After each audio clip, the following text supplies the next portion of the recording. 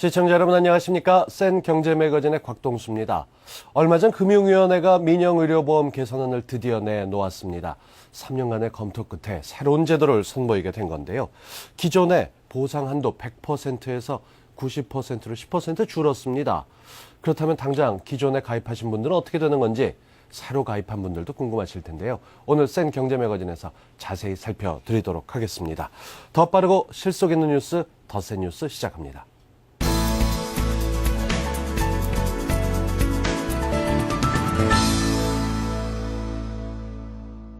네, 개인의료보험제도 개선 방안에 대해서 알아보겠습니다. 서울경제신문 금융부의 김영필 기자와 함께합니다. 어서 오십시오. 네, 안녕하세요. 안녕하세요. 보험하게 되면 저희가 여러 시간에 걸쳐 살펴보기도 했지만 현대인 누구나 필수 요소로 느끼는 거 아니겠습니까? 네. 그런 면에서 이번에 금융위가 발표한 실소년 개인의료보험제도 개선 방안 관심이 갈 수밖에 없습니다. 구체적으로 어떤 내용이 담겨 있습니까? 네, 오는 10월부터는 실손보험에 가입해도 치료비의 90%만 보장받게 되는데요. 지금까지 실손보험은 치료비의 100% 전액을 다 보장을 해줬었습니다. 예를 들어 입원비가 200만 원이 나왔다면 그동안은 실손보험 가입자라면 200만 원 전액을 보험사에서 받을 수 있었지만 이제는 180만 원밖에 받을 수 없다는 얘기인데요. 즉 20만 원은 본인이 부담해야 하는 겁니다. 하지만 본인 부담금 최고 한도가 연간 200만 원으로 정해져 있어 200만 원 초과분에 대해서는 전액 보장을 받을 수 있습니다. 또 외래 진료비도 보험사에 따라 5천 원에서 만 원 정도를 부담하던 것을 의원은 만 원, 병원은 15,000원, 종합병원은 2만 원씩 기본으로 부담하게 됐습니다. 또 약제비도 8,000원을 본인이 부담해야 하는데요. 중복보험이나 다수보험 등 불필요한 보험료 방지를 위해서 중복보험을 원천적으로 금지하도록 규정하기도 했습니다. 그러니까 큰 골격을 보면 의료비 10% 기본 집어넣게 되고 외래 진료부의 약제비에 이런 것들 보다 보면은 환자 부담이 늘었다 이렇게 정리가 되는 것 같은데 네. 이렇게 제도가 바뀐 이유가 뭔가요? 네, 실손 보장 비율을 줄이게 된 것은 의료 과소비를 막겠다는 취지인 것인데요. 금융당국은 100% 보장을 해주다 보니 필요 없는 것까지 일일이 병원을 찾게 돼 보험금을 받는 경우가 많다고 생각하고 있습니다. 금융위원회 얘기를 직접 한번 들어보시겠습니다. 현재 100% 보장하는 실손형 개인의료보험은 의료 이용량을 증가를 유발시키게 돼서 보험회사의 재무 건전성과 건강보험 재정을 악화시킬 수 있습니다. 이는 민간의료보험의 보험료 및 국민건강보험료를 상승시키게 돼서 궁극적으로 전체 국민이 부담이 증가하게 되는 효과가 발생하기 때문에 이러한 효과를 원천적으로 막기 위해서 근본 제도 개선을 추진하게 되었습니다. 네, 전체 국민의 부담이 늘어나서 어쩔 수 없었다 이렇게 설명을 하고는 있습니다만 아무리 정리를 해봐도 국민의 부담이 환자 부담금이 늘어나는 것으로 구체적으로 드러나지 않습니까? 이 가입자가 불리해지는 건 아닌가요? 네, 이번 조치로 본인 부담금이 늘어나서 환자가 불리한 측면이 있는 것은 사실인데요. 하지만 금융당국은 그 이면의 효과를 생각해봐야 한다고 조언하고 있습니다. 직접 얘기를 한번 들어보시겠습니다. 과도한 본인 부담금으로 인한 경제적 부담을 최소화하기 위해서 본인 부담금 상한선 200만 원을 정하고 있어 중질환이 걸렸을 경우의 부담은 그렇게 크게 증가하지 않을 것으로 보고 있습니다. 다만 감기 등 경미한 질환의 경우에는 보험금을 받기는 다소 어려운 측면이 없지 않아 있습니다. 그러나 자주 병원에 가지 않는 일반 보험 가입자라면 보험료 인하로 인한 비용 부담 완화 효과가 더 크기 때문에 오히려 가입자에게 유리한 측면이 있다고 할 수 있겠습니다. 네, 병원비가 굉장히 많이 들어간다면 일정 부분 이상은 또 전액 보장이 가능하기 때문에 보험 소비자 입장에서는 그렇게 부담이 가는 측면은 아닙니다. 보험 소비자 단체의 얘기도 한번 들어보시겠습니다. 소비자 입장에서는 먼저 다양한 상품을 선택할 수 있는 그 소비자 선택권을 제한받게 된 것이 가장 큰 문제로 제기될 수 있고, 다른 반면으로는 그 보험 상품을 가입할 때 당연히 보험사들이 중복 체크를 해가지고 과거에 소비자가 알지 못하는 중복보험을 들은 것이 있다면은 가입을 제한할 수 있는 그러한 조치가 취해진 것은 소비자들한테 유리한 조치로 생각이 됩니다. 네, 그렇습니다. 무엇보다 이 중복해서 같은 보험을 드신 분들께는 참 도움이 되는 실질적인 소비자를 위한 대책이다. 장단점이 다 들어있다 이렇게 볼 수가 있는데요. 이미 100% 보장 상품에 가입해 계신 분들도 있지 않습니까? 이런 분들은 어떻게 되는 겁니까? 네, 제도 개선안은 이미 100% 보장 상품에 가입하신 분들에게는 당연히 적용되지 않고요. 오는 7월 15일 이전에 가입한 사람도 100% 보장을 받을 수 있게 됩니다. 따라서 실손보험에 가입할 생각이 있는 분들은 가입을 서둘러야 하고요. 7월 15일 이후부터 규정 개정일인 10월 전까지 가입한 분들은 3년 동안은 100% 보장을 받을 수 있지만 그 이후에는 90%만 보장받을 수 있게 됩니다. 네, 7월 15일, 7월 보름 앞뒤로 가입자의 보장 범위가 달라지게 된다는 거 기억을 하셔야겠습니다. 그리고 이 중복 가입에 대해서 소비자 피해가 비만하게 문제가 되지 않았습니까? 앞서도 말씀을 드리긴 했습니다만 이번 조치로 확실하게 중복 가입 여부를 확인할 수 있게 된 건가요? 네, 금융당국은 보험사가 실손형 보험을 개인에게 판매할 때 동일 상품을 가입했는지를 확인하고 중복 가입 여부를 반드시 고객에게 알리도록 이 관련 규정을 개정했는데요. 개정안에 따르면 보험사는 고객이 개인 실손보험에 중복 가입할 때는 보험금을 이중으로 받을 수 없다는 사실을 고객에게 설명해야 합니다. 예컨대 실손보험에 2개를 가입해 있다고 해도 의료비가 100만 원이 나오면 200만 원을 받는 게 아니라 2개의 보험사가 50만 원씩 나눠주는 형태인 것입니다. 결국 어떤 식이 됐건 이 보험제도 개선이라고 하는 거 개선하는 쪽에서도 열심히 연구를 했겠습니다만 실제 받아들이는 보험 소비자들의 입장이 어떠냐도 굉장히 중요하지 않을까 생각이 됩니다. 이 보험사는 어떻게 받아들이고 있고 소비자들은 어떻게들 생각하고 있습니까? 네, 소비자들 입장에서는 이번 조치가 일장일단이 있는데요. 보장 비율은 줄어들지만 그만큼 보험료가 싸지는 측면이 있습니다. 또 많은 돈이 들어가는 질병에 대해서는 그렇게 많이 부담이 늘어나는 것은 아니기 때문에 장점이 있고요. 하지만 경미한 질병에 대해서는 환자의 부담이 크게 늘어나는 것이 아니냐는 지적도 나오고 있습니다. 네. 반면 실손보험을 주력해서 판매하고 있는 손해보험사들은 이번 조치로 신규 실손보험 가입자가 줄어들지는 않을까 전전긍긍하고 있는데요. 선보사들은 그동안 이번 조치가 고객들의 부담을 늘린다며 계속 강하게 반대해 왔었습니다. 반면 생명보험사들은 경쟁이 활성화돼 보험료가 더욱 낮아져 고객들의 혜택이 늘어날 것을 주장하고 있는데요. 여기다 앞으로 생보사들도 90%까지 보장이 되는 실손형 상품을 내놓을 예정이기 때문에 내심 이번 조치를 반기고 있습니다. 네.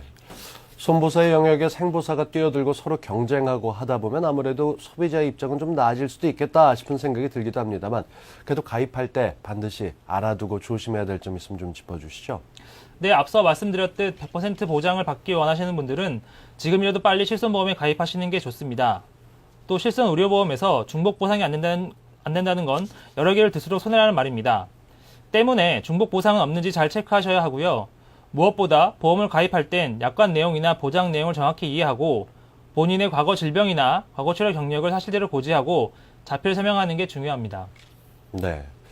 100% 의료비, 민영의료보험의 장점이었던 돈이 별로 안 들어간다라는 상품이 7월 보름 이전에 바뀝니다. 그러니까 여러분들 잘 확인하셔서 어떤 게 좋을지 선택하시는 게 필요치 않을까 싶습니다. 그런데 말입니다. 이번 제도 관련해서 이게 완전히 고정으로 끝난 게 아니고 또 재개정이 있을지도 모르는데 이런 얘기 있던데 이건 어떤 건가요?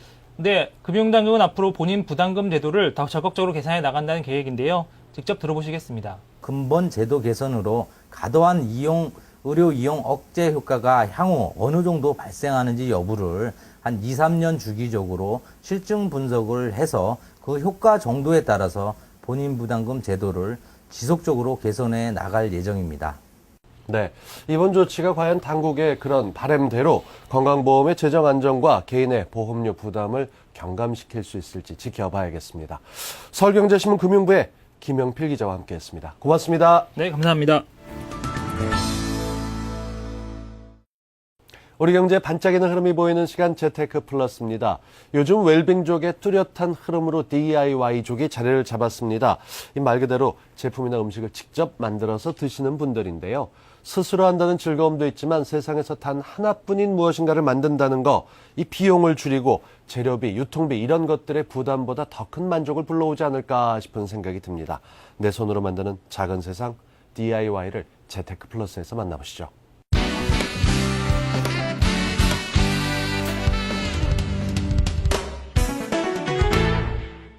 여기 뭐든지 뚝딱 만드는 달인들이 모였으니 오일류하고 워터류하고 다양한 소품에서부터 캠핑카까지 안 되는 게 없는 DIY 세계. 내 손으로 만드는 재미에 비용 또한 줄일 수 있는 방법. 재테크 플러스에서 만나봤습니다. 첫 번째 DIY 달인을 만나러 찾아간 부천의 한 집. 바로 실내 소품 DIY 달인 김하희 주부. 입구에서부터 눈길 사로잡는 커튼에서부터 인형까지 다양한 소품들이 눈에 띄는데 모두 직접 만드신 거예요? 네, 제가 다 직접 만든 것이고요. 이런 거 같은 경우는 원단이 그렇게 많이 들지 않기 때문에 작은 원단으로도 손쉽게 만들 수가 있어서 가격 면으로도 저렴한 비용으로 만들 수가 있어요. 그뿐만이 아닙니다. 다양한 패브릭 소품에서 가방, 옷들까지 정말 못 만드는 게 없는데요. 요거는 미싱으로 만든 거라서요. 시간이 한 30분 정도면은 금방 만드실 수 있고요. 이런 거 같은 경우는 다 일일이 손바느질로 한 거기 때문에 시간이 조금 더 걸려요, 이것보다는. 한 1시간 정도? 그럼 달인이 만들 작품은? 카드 지갑 만들 거거든요.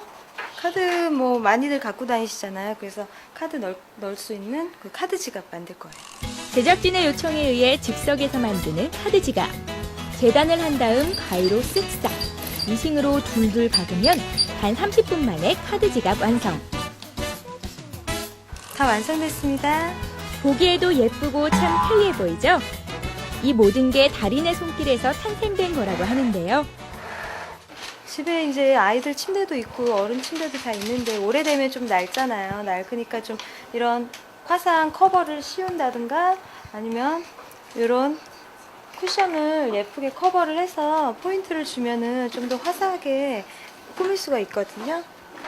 다양한 소품에서부터 베개 이불, 쿠션을 포함한 패브릭까지 미싱만 있으면 못하는 게 없습니다. 네, 일단 실생활을 찾아보면 되게 리폼할 게 굉장히 많거든요. 지금 피디님이 신고 계신 이 실내화도 제가 리폼한 거예요. 아, 그래요? 네. 심지어 실내화까지. 실내화 밑판이거든요. 흔히 신는 실내화요. 이게 많이 신다 보니까 앞에가 떨어져가지고 이 밑판을 어떻게 사용하면 좋을까 생각했는데 지퍼를 닫으면 이렇게 모양이 딱 이렇게 잡히거든요. 여름을 시원하게 해주는 에어컨도 필요하지 않을 때 커버를 씌워주면 이렇게 달라진다. 일단은 내가 어떤 걸 리폼할 것인지 어떻게 만들 것인지를 계획을 먼저 잡으시고요. 그 다음에 무작정 처음 하시는 분들은 좀 어려우실 수가 있거든요. 요즘엔 인터넷을 찾아보시면 굉장히 많은 정보를 얻을 수 있으니까 내가 만들려고 했던 것들과 비슷한 것들을 한번 찾아보세요. 검색해보시면 많이 나올 거예요. 일단 그래서 몇 가지를 추려서 찾아보시고요. 그 다음에 세 번째로는 그거에 맞는 재료를 구입을 해야 되는데 일단 돈이 많이 들면 안 되니까 저렴한 비용으로 리폼을 할 수 있는 것들을 재료를 구하시면 될 것 같고요. 실수도 일단 많이 해보면서 그 다음에 아이디어가 점점 생기니까 일단 먼저 시도를 해보시고 점차 좀 단계를 높여서 리폼을 해보시면 좋은 작품이 나올 수 있을 거예요. 원하는 소품을 이렇게 직접 만들면 DIY의 그 매력에서 빠져나올 수 없다. 아이들 방을 선생님 집처럼 이쁘게 꾸며주고 싶고요. 아이들 옷도 제가 직접 만들어서 입혀주고 싶어요. 어떤 작품을 만드는 중이에요? 애기 짱구백이라고요. 애기 베개요. 다음 달에 이제 태어날 우리 애기한테 선물해 주려고 만들러 왔어요. 원하는 제품을 기호에 맞게 뚝딱 만들 수 있어 어느새 시간 가는 줄 모른다고 한다. DIY를 위해 모이는 또 다른 곳. 직장 생활을 하다 보니까 이제 매일 화장을 하게 되거든요. 그래서 뭐 2달에 한 번 정도는 다시 새 제품을 많이 구매를 하는데 만만치 않아요. 기초 같은 거를 다 합치면은 거의 50만 원 넘어가는 것 같아요. 병원 피부과에서 하는 피부 관리를 받아보기는 했는데 물론 단기적으로 효과가 나타나기는 하지만 비용이 너무 비싸서 솔직히 저 같은 전업주부가 병원을 다니면서 피부 관리를 받기라는 건 좀 너무 힘든 일인 것 같아요. 이 모든 고민을 해결해주기 위해 찾아간 곳. 수제 화장품을 만들기 위해 또 한 명의 달인을 찾았습니다. 어서오세요. 안녕하세요. 그녀가 바로 화장품 DIY의 대가 김민정 주부. 누가 달인 아니랄까봐 유난히 빛나는 피부를 가진 김민정 주부. 실례하지만 나이가 제가 조금 먹었어요. 41예요. 동안 피부의 비결 바로 천연 화장품이라는데 너무 동안이세요? 나이에 맞지 않게 그 피부톤이 우유 빛깔이에요. 감사하죠. 근데 저도 그런 소리를 많이 듣기는 해요. 그냥 많이 이렇게 많이 바르지는 않는데 제가 직접 만들어 쓴 화장품 간단하게라도 직접 만들어서 쓰는 걸로 그렇게 바르기 때문이 아닌가 생각을 해요. 천연 화장품을 많이 사용하거든요. 그리고 저희도 보면은 전부 오일만 가득 차 있거든요. 자기 피부에 맞는 화장품을 만드시려면 미리 이제 상담을 하셔가지고 뭐 아토피 피부시면 아토피가 있다, 아니면 여드름이 있으시면 여드름이 있다 이렇게 얘기를 하시면 본인의 피부에 맞는 화장품을 이렇게 상담을 통해서 결정해서 만드실 수가 있어요. 항상 내 피부에 맞는 게 어떤 오일인지 확인을 하고 그걸로 만드셔야만이 정확하게 자기에게 맞는 걸 쓰실 수가 있어요. 헤어라고 하는 거 있죠? 한번 눌러주세요. 각자 80g씩 계량을 하시는데요. 올려놓으시고 저울을 호호바 오일에 유화제 에센셜 오일, 티타늄 옥사이드를 비율에 맞게 넣으면 썬로션 완성. 선 로션을 만들고 있는데요. 이제 선크림보다는 조금 착용감이 부드럽게 이렇게 잘 먹는 거거든요. 선크림은 약간 뻑뻑한데 선로션은 착착 감기는 맛이 있어요. 피부에 잘 스며들고요. 화학 첨가물이 적게 들어가기 때문에 피부 자극 또한 줄일 수 있다는데 가장자리에 여기 전에 시중에 화장품을 써봤는데 제품이 안 맞더라고요. 이게 약간 두드러기도 있고 그랬는데 지금 자외선 화장품을 직접 만들어 써보니까 너무 그냥 부드럽고 그냥 촉촉 좋아요. 너무 요즘에는 이렇게 화학 물질이 많이 든 게 많아서 아무래도 천연이다 보니까 좀 순할 것도 같고 트러블도 없을 것 같고 해서 취미삼아 그냥 한번 만들어서 써봤는데 의외로 효과가 너무 좋아서 계속 만들고 있어요. 피부에는 안전하고 비용은 줄이고 무엇보다 손쉽게 만들 수 있어 주부들에게 큰 인기를 끌고 있다.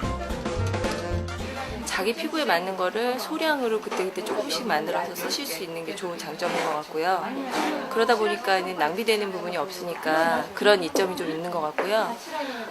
그리고 화학 성분이 없다 보니까 피부에 트러블이 훨씬 적어서 요즘에는 트러블이 없어서 너무 편한 것 같아요. 얼굴도 편하고 기분도 편하고. 내 손으로 만드는 천연 화장품. 피부에 톡톡 두드려주기만 하면 여름철 피부 걱정 끝. 이제 올여름 자외선 문제 없을 것 같아요. 너무 좋아요. 향이 좋고요. 이렇게 입술이 좀 조였었는데 이제 좀 부드럽게 펴지는 것 같아요. 주름까지도 펴지는 것 같아요. 올여름 피부 미용 되세요. 이번엔 캠핑카를 직접 만드는 달인이 있다고 해서 찾아간 곳 대전. 여기가 캠핑카 만드는 곳 맞나요? 예, 아이고 안녕하세요. 그가 바로 캠핑카의 달인 김영관 씨. 내 손으로 내가 만드는 거. 전 세계에 하나밖에 없는 캠핑카. 나만의 캠핑카가 매력입니다. 내가 하고 싶은 대로, 내가 원하는 대로 만드는 게 바로 이 자작 캠핑카예요. 캠핑카 제작 6개월 만에 탄생한 자작 캠핑카. 넓고 아득한 2층 공간에 편리함이 돋보이는 주방 시설들. 거기에 캠핑에 전혀 불편함이 없는 가구에서부터 노래방 시설까지. 장인의 숨결이 물씬 느껴지는데 바로 캠핑을 떠나도 될 것 같죠? 하지만 모두가 완성품이 되지는 않는다. 지금 여기 나와 있는 게 이 제품이 전부 다 실패작이에요. 단 한 번의 실수로 캠핑카를 버릴 수도 있기 때문에 정확한 계산이 필요하다. 제작할 때는 사전 계획을 충분히 짜갖고 정확한 그 설계도면을 짠 뒤에 이걸 만들어야 돼요. 그처럼 다 버립니다. 갑자기 차에 오르는 김영관 씨. 이제 본격적으로 보여드려야죠. 그가 향하는 곳은 이게 이제 이 차 본틀을 만드는 곳이에요. 설계에서부터 시공, 마무리까지 땀과 열정이 고스란히 담겨있기 때문에 만든 분들이 캠핑카 만드는 재미에 푹 빠진다는데. 원래 같은 동호회인데요. 저는 원래 이게 전원주택이 전문인데 한번 물건이 좋고 제품이 워낙에 아이디어가 좋아서 한번 해보자고 해서 해봤는데 굉장히 저는 같이 이렇게 해보니까 서로 잘 맞고 이래서 좋게 재밌게 하고 있습니다. 세상에 단 하나뿐인 나만의 캠핑카. 보통 회원들이 자기가 하고 수 있는 거는 자기가 하는데 또 좀 자기가 고급스럽게 꾸미고 싶은 사람들은 본인들이 이렇게 저한테 주문을 해요. 제대로 해주고 있죠. 근데 회원들이 본인이 할 수 있는 사람들은 본인이 해도 되는 거고요. 이거는 본인 취향에 맞게끔 본인이 원하는 대로 스타일을 해주고 있거든요. 다 틀립니다, 디자인이. 보시면 알지만은 다 틀려요. 손이 많이 가는 작업이라 주문 또한 가능하다는데 아이고 오래간만이에요. 이제 완성이 됐어요. 자, 마음에 들까 그러는데. 제가 원하는 대로 예, 마음에 쏙듭니다. 제가 원하는 대로 나왔고 제가 필요한 부분에서는 마음에 쏙듭니다. 내가 원하는 대로 만들 수 있어 기쁨 또한 2배. 어우, 너무 좋은데요? 공간도 확 트이고. 야. 그 기분 어떠세요? 어우, 너무 편합니다. 기존 것도 많이 봤었는데 이 공간이 너무 작아가지고 답답했었는데 지금 뭐 사방팔방이 다 뚫려 있고 하니까 바람도 통하고 밀폐되지 않기 때문에 너무 편합니다. 뭐 제 지금 사는 집 안방 같네요. 리모컨을 든 이유는? 아, 이제 노래 한 곡 불러야죠. 본진이 만들고 싶은 대로 만들 수 있는 차입니다. 또 일반 그 박스형이나 그 캠프카가 아니고 저렴하면서도 이렇게 오픈되어갖고 마음대로 산과 들을 다니면서 그 자연하고 그 더불어서 할 수 있는 아주 가장 그 웰빙 차랄까요? 가장 아름다운 차라고 제가 권하고 싶어요. 캠핑카 타고 산과 들로 떠나자! 땀과 순수한 열정으로 만들 수 있어 더욱 소중한 DIY 세계. 남들과 똑같은 제품에서 탈피하고 싶다면 자신의 기호에 맞게 만들고 비용을 절감할 수 있는 세상에서 단 하나뿐인 나만의 작품을 만들어보는 건 어떨까요?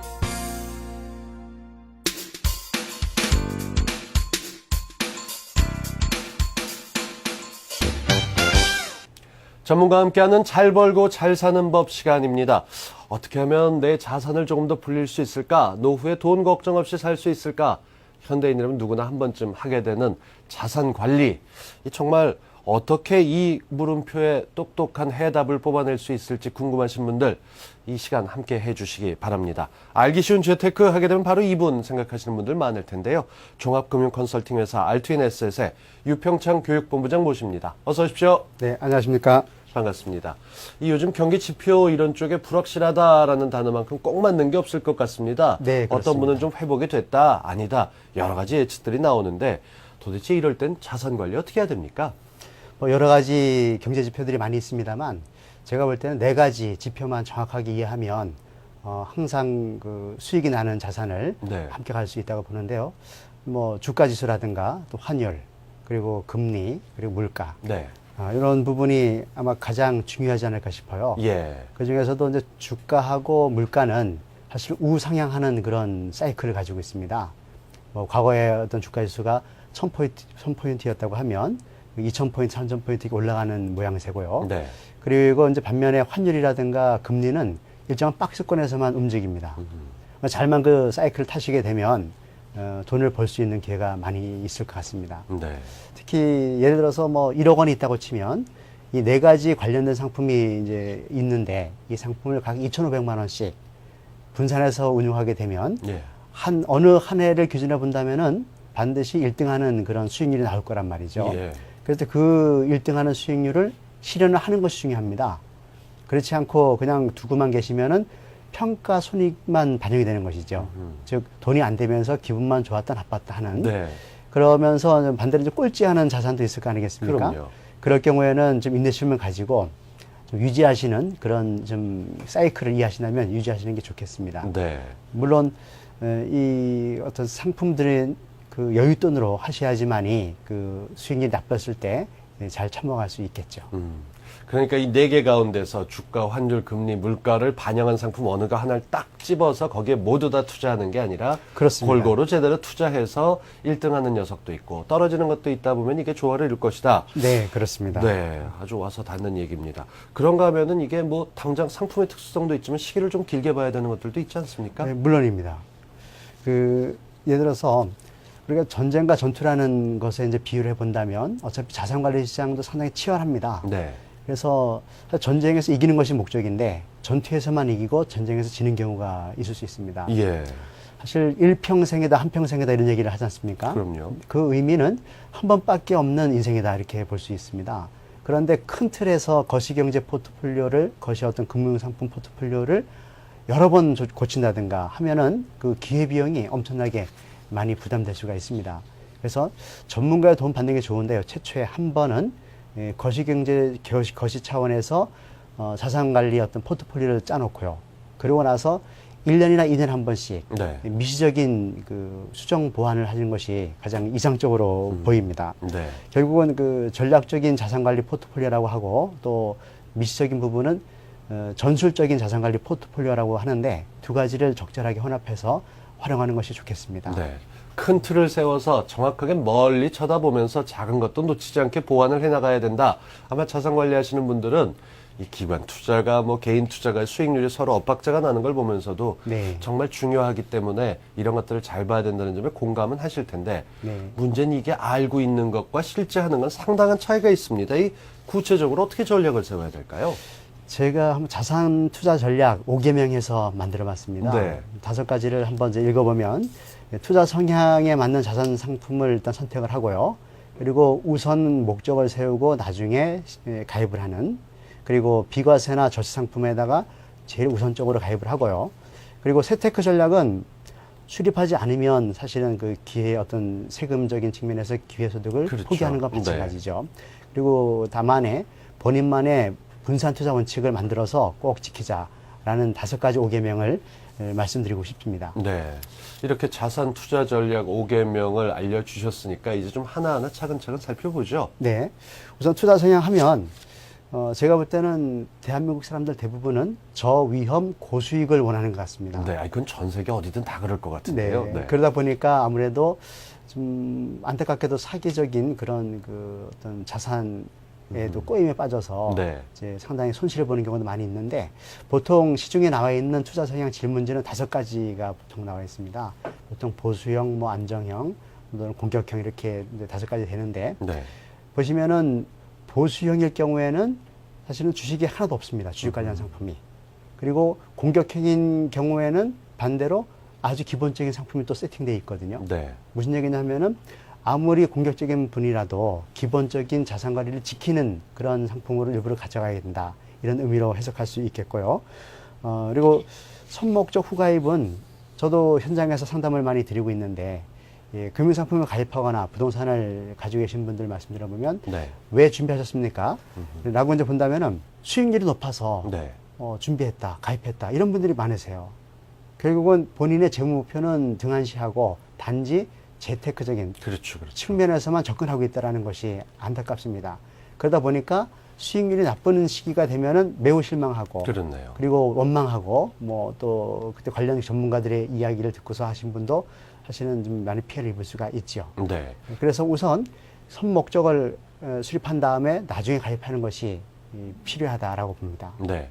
자신의 성향을 파악하는 게 첫 번째입니다. 그 다음에 상품이 좋다고 달려드는 게 아니라 정말 내 투자 성향과 맞는지에 대해서 꼼꼼하게 봐야 되는 일단 먼저 2가지 이 투자 원칙을 살펴봤고요. 나머지 3가지도 좀 자세히 짚어주십시오. 네, 비과세 상품이나 절세 상품이 있겠는데요. 사실 대한민국 사회에서는 월급 생활자분들이 세금을 상당히 많이 그렇죠. 투명하게 내지 않습니까? 그래서 여러 가지 혜택을 드리고 있습니다. 뭐 대표적인 상품을 말씀드리면은 장기주택마련저축이라고 있거든요. 뭐 소위 줄여서 장마라고도 합니다. 그래서 그 상품 인기인데 네. 제대로 가입하는 분은 많지 않은 것 같습니다. 예를 들어서 계좌 수 제한은 없거든요. 예. 금액만 분기에 300만 원 이상 못 넣을 뿐이고 그러면 저는 5계좌를 만들라고 말씀을 드립니다. 예. 10,000원씩만 넣으면 계좌 개설이 가능합니다. 네. 그래서 1번 통장만 넣으시다가 보통 7년이 지나게 되면 비과세 혜택이 있거든요. 그렇죠. 그러면 7년 후에 해약해서 쓰시고 비과세 받으시고요. 물론 그 사이에 이제 소득공제 혜택 있습니다. 그러네요. 그러고 나서 8년째부터는 2번 통장에 넣는 거죠. 네. 그러면 2번 통장서부터는 이미 가입 기간부터 7년이 지났기 때문에 언제 해약해도 비과세 혜택을 받을 수가 있습니다. 그렇군요. 그 일부 시중은행에서는 뭐 50년짜리 만기도 있습니다. 네. 사실상 평생 비과세라 볼 수 있고요. 또 이 상품은 올해 말 2009년도 말에 절판될 예정으로 있습니다. 예. 서둘러서 가입하실 필요가 있고요. 그리고 이제 누구나 가입해도 혜택이 있는 상품이 세제 적격 연금보험이라는 것이 있습니다. 네. 이 부분은 뭐 비과세는 건 아니지만 소득공제 혜택이 엄청나게 훌륭한 상품입니다. 예를 들어서 월 25만 원씩 1년에 300만 넣으시게 되면 적게 돌려받는 분들은 소득세율 구간에 따라 다를 수 있지만 뭐 한 4, 50만 원부터 많게는 100여만 원까지 소득공제를 받는 네. 아주 좋은 상품이 이제 있습니다. 이런 상품 우선 가입해야 되겠죠. 그러시고 세테크라는 부분은 누구나 살아가면서 피할 수 없는 세금이 이제 나중에 상속세가 되겠습니다. 네. 물론 뭐 일정 금액 이상이 안 되면은 세금이 없다 하겠지만 이제 알 수 없는 것이죠. 그래서 미리 준비하시는데 그 대안 중에 하나가 이제 증여를 해주는 방법도 있겠습니다. 여러 가지 뭐 세테크 전략이 있겠는데 이 상속 재산이 적다고 해서 준비하지 않으시면 예를 들어서 5천만 원밖에 안 되는 소형 주택이 있는 분이 돌아가시다고 하면 예. 상속세가 없다고 당연히 생각하시죠. 하지만 상속세뿐만이 아니고 상속 플랜인 거죠. 그 자그마한 재산이지만은 또 형제들 간에 또 분쟁이 생길 수가 있습니다. 그렇군요. 그래서 세테크를 제대로 준비하시게 되면 어디 유가족 간의 분쟁을 사전에 예방할 수 있고 또는 어떤 고인께서 준비하신 그런 목적대로 상속재산이 잘 쓰여질 수도 있겠고요.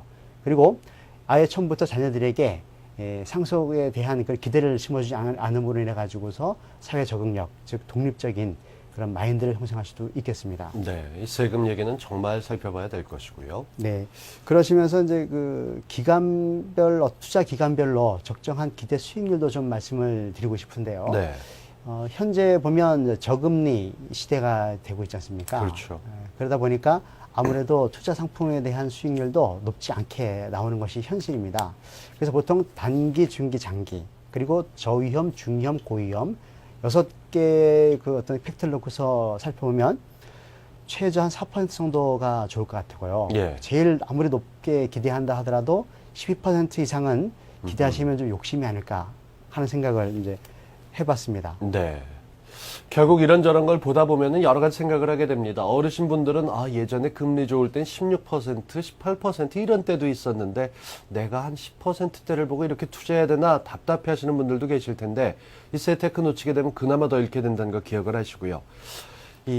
제가 이걸 여쭤봐야겠습니다. 네. 사실 전문가의 수는 너무너무 많습니다. 근데 네. 이분들이 하시는 얘기가 모두 다 기본 원칙은 같지만 막상 전개되는 모양을 보면 참 차이가 나는데 네. 전문가들의 의견은 어디까지 어떻게 받아들여야 됩니까? 제가 볼 때 이런 이제 전문가분들이 이제 가끔 계시는데요. 미래 전망이 아니고 사실상 생중계 방송과 같이 아하. 거의 동시에 가는 수시로 말을 바꾸는 분도 계시고요. 또 그 전망이라는 그 수치가 너무나 오차가 커서 누구나 맞출 수 있는 그런 정도의 그 포괄적인 그런 어떤 제안을 하는 분도 계십니다. 네. 근데 이런 분들은 사실 전문가라고 보기 쉽지 않죠. 그래서 오히려 본인이 전문가를 고를 수 있는 안목을 키우는 것이 훨씬 더 중요합니다. 네. 요즘 보면 주 5일제가 대세이기 때문에 매주 2박 3일 동안의 여유 시간이 있거든요. 이 시간을 통해서 본인이 관심 있는 분야, 뭐 부동산이면 부동산, 금융 쪽에 공부를 하시면 아마 제가 볼 때는 전문가인지 아닌지 또 네. 그분이 얼마큼 그 진성이 높은 분인지는 알 수가 있을 거라고 이제 보여집니다. 네. 사실은 뭐 전문가도 사람이다 보니까 뭐 다 맞춘다는 것은 불가능하죠. 그리고 미래를 예측한다는 것은 사실 신의 영역입니다. 그 부분을 그 전문가라는 사람이 얘기한다는 것은 좀 옳지 않다고 보고요. 단지 정말 좋은 전문가의 역할은 제가 볼 때는 그렇습니다.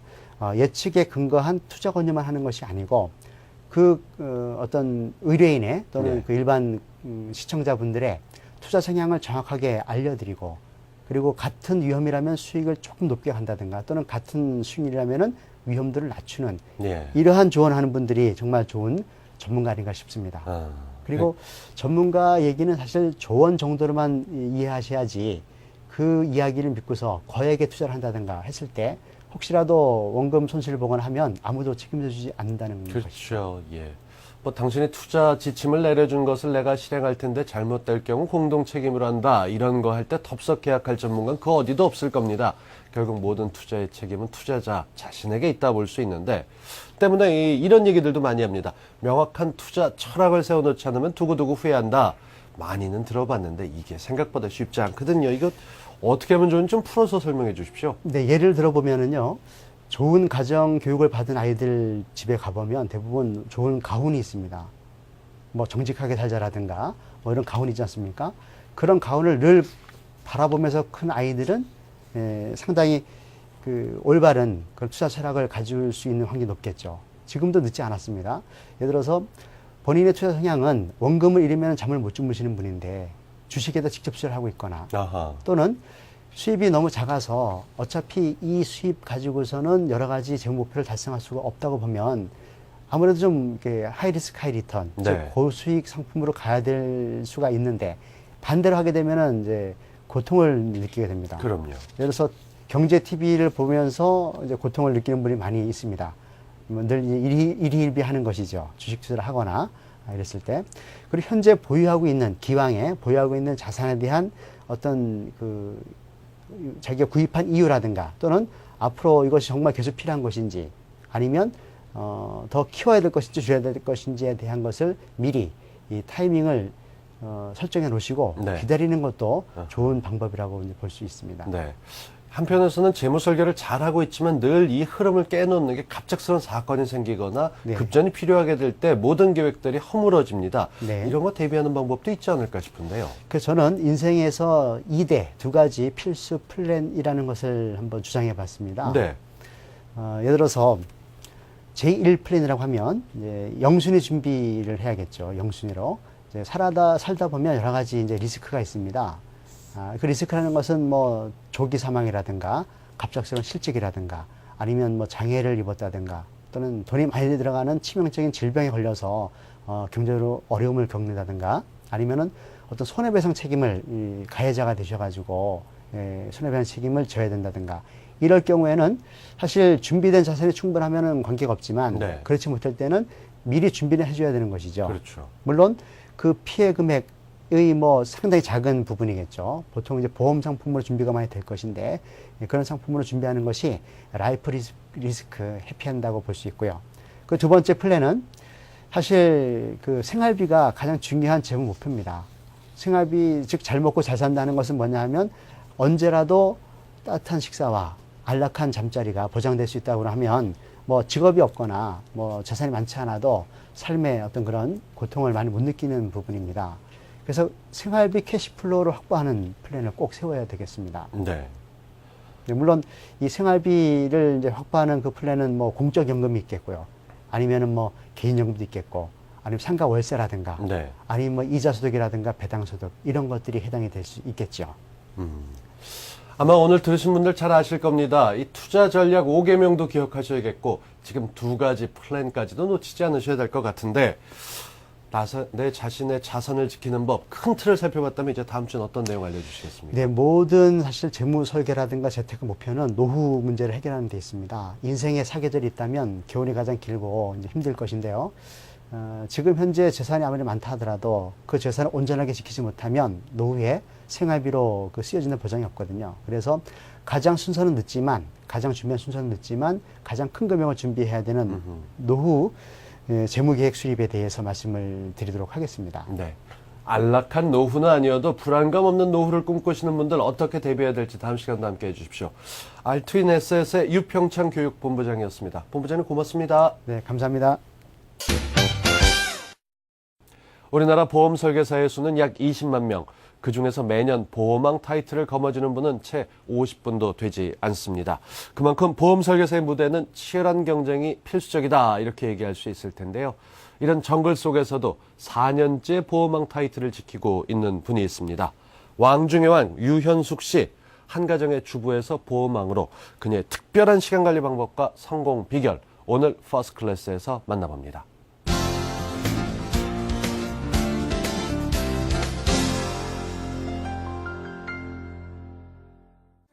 급변하는 경제 환경 속에서도 타고난 성실함으로 내일을 준비하는 여성이 있다.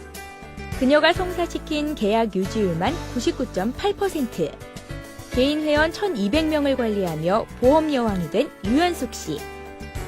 현재 기업 CEO와 개인 사업가에게 증권, 부동산, 세무 등 재테크 전반에 관한 종합재무 설계를 제공하는 재무 전문가로 발돋움하고 있다. 시급 550원을 받던 패스트푸드 아르바이트생에서 연간 73억 원을 주무르는 컨설턴트로 변신한 그녀. 고객의 현재와 내일을 설계하는 유현숙 씨를 퍼스트 클래스에서 만나보자.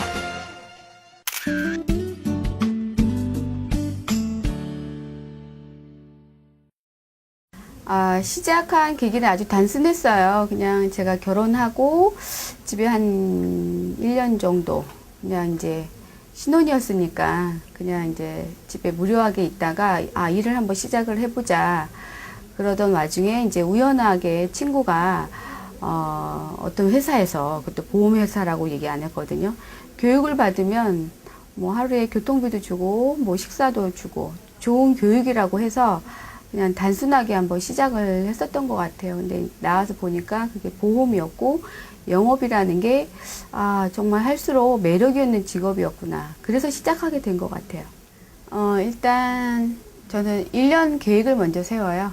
1년 계획 세우고, 그 다음에 월별 계획 세우고, 그 다음에 주간 계획 세우고, 그리고 이제 하루 계획 세우고, 하루 중에서도 내가 오전에 무엇을 하고, 중간에 점심때 누구와 식사를 하고, 오후엔 내가 어떻게 시간을 지역별로 나눠서 활동하는가.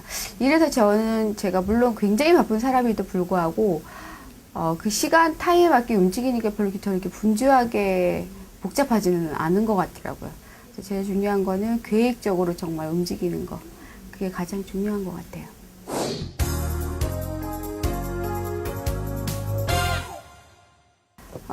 책 속에는 저는 다양한 고객층을 만나야 되기 때문에 일단 다양한 소재와 그 다음에 다양한 요즘의 트렌드 이런 거를 접할 수 있는 기회는 가장 좋은 거는 사람을 만나서도 얻을 수 있지만 책을 통해서 가장 많이 얻는 것 같아요.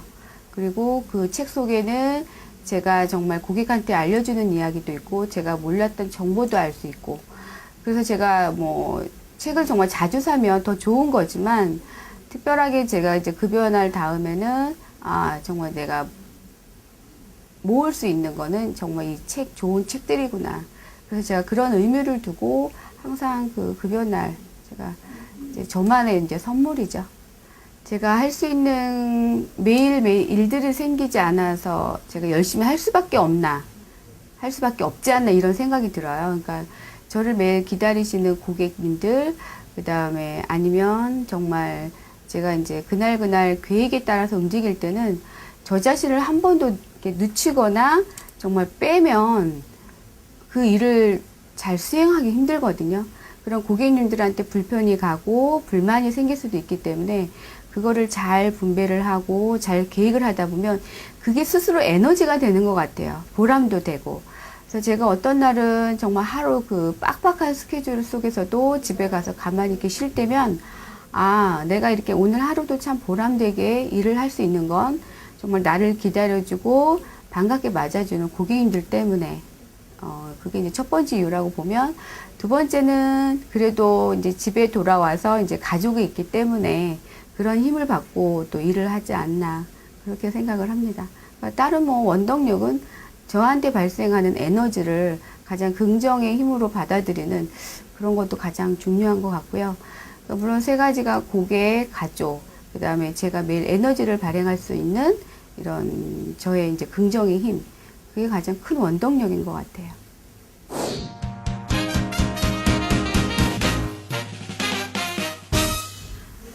노하우는 따로 없고요. 그냥 관리가 4가지가 있는데 제가 하는 관리인데요. 시간 관리, 열정 관리, 그 다음에 인맥 관리, 이상 관리가 있는데 이상 관리는 제 이제 꿈, 목표 그런 관리일 것 같아요. 그런 거를 저의 이제 철학이자 제 가치관으로 본다면 어쨌든 시간 관리 정말 잘하는 속에서 정말 그 좋은 고객님도 만날 수 있고요. 특별하게 그 영업에 있어서 노하우는 항상 이 일을 내가 어떻게 잘할 수 있을까? 아니면 내가 고객을 위해서 어떠한 내가 봉사를 할 수 있을까? 이런 연구를 좀 계속 몰두하다 보면 거기에서 답이 나오는 것 같아요. 열심히 일하던 중에 그 해답이 나오는 것 같더라고요.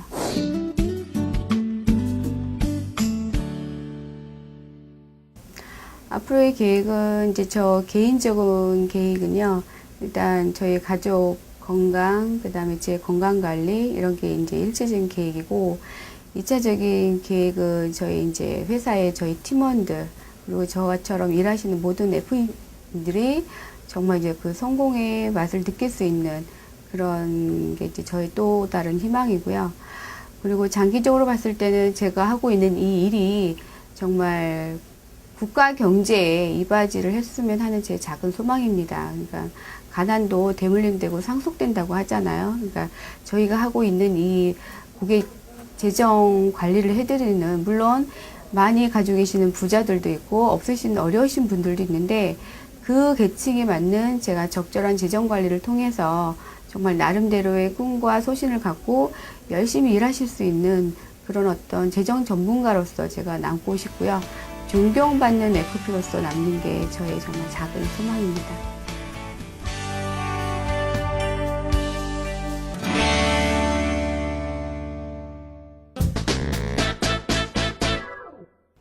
서민 생활은 따뜻하게, 중산층은 두텁게. 지난 30일 정부가 2조 원이 넘는 규모의 서민 안정 대책을 내는 핵심 슬로건입니다. 취지는 충분히 공감하고 꼭 필요하다 싶겠습니다만 기존에 나왔던 대책들의 재탕 삼탕이다라는 지적이 있습니다. 모쪼록 국민들 생각해서 멋진 정책으로 다듬어 주시길 기대해 보겠습니다. 센 경제 매거진 준비된 내용 여기까지입니다. 다음 시간에 뵙겠습니다. 고맙습니다.